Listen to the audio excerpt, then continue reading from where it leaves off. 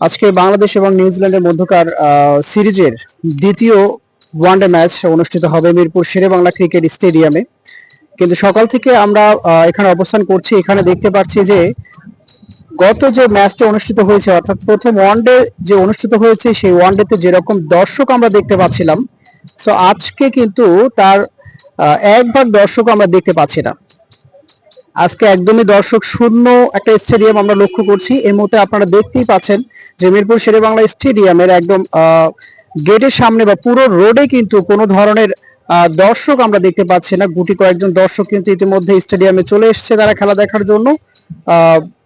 বেশিরভাগ যারা খেলা দেখতে আসছে তাদেরকে যখন প্রশ্ন করা হয় যে গত ম্যাচের থেকে আজকে মনে হচ্ছে যে দর্শক সংখ্যা খুবই কম, তারা কিন্তু বলছে যে প্রথম ওয়ানডে ম্যাচে যেরকম বাংলাদেশ পারফরমেন্স করেছে তাতে মনে হচ্ছিল যে আজকের ম্যাচে তারা ভালো কিছু করতে পারবে বলে মনে হচ্ছে না। কারণ নিউজিল্যান্ডের যে সকল প্লেয়ারগুলো বাংলাদেশে ওয়ানডে খেলার জন্য এসছে, টি-20 খেলার জন্য এসছে, তারা কিন্তু জাতীয় দলের প্লেয়ার নয়। মাত্র তিনটা প্লেয়ার রয়েছে যারা বাংলাদেশে এর আগেও সিরিজ খেলে গিয়েছে। কিন্তু আজকে দর্শক শূন্য একেবারে স্টেডিয়াম দেখা যাচ্ছে, কোনো ধরনের দর্শক আমরা এখনো পর্যন্ত লক্ষ্য করছি না। সো কিছুক্ষণ পরে কিন্তু বাংলাদেশ এবং নিউজিল্যান্ডের মধ্যে ম্যাচ শুরু হবে। 11টার দিকে ম্যাচ শুরু হওয়ার কথা রয়েছে।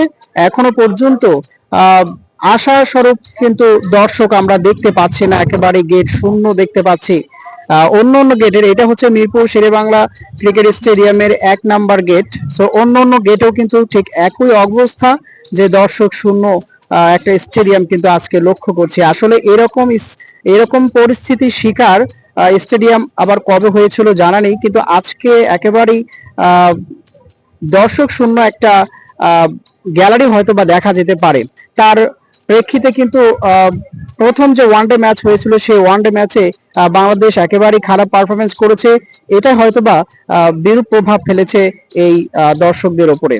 দর্শকদের ভরসা এবং দর্শকরা যেভাবে বাংলাদেশকে রিপ্রেজেন্ট করেছিল, তারা কিন্তু আসলে ক্রিকেটের উপর যেরকম আস্থা রেখেছিল, ভালোবাসা রেখেছিল, বাংলাদেশের প্লেয়াররা কিন্তু তাদের সেই আস্থা ভালোবাসার মর্যাদা হয়তোবা ঠিকভাবে দিতে পারছে না, যার কারণে কিন্তু আজকে স্টেডিয়ামের এমন বহাল হয়তোবা হয়েছে, তেমনটাই আশা করতে পারি। দর্শক, আপনাদেরকে প্রশ্ন রেখে যাই, আপনাদের কাছে কি মনে হয় যে স্টেডিয়ামের আজকের যে অবস্থা, দর্শকদের যে শূন্যতা দেখতে পাচ্ছি, এটা আসলে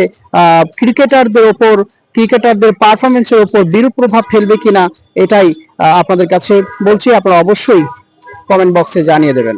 ধন্যবাদ।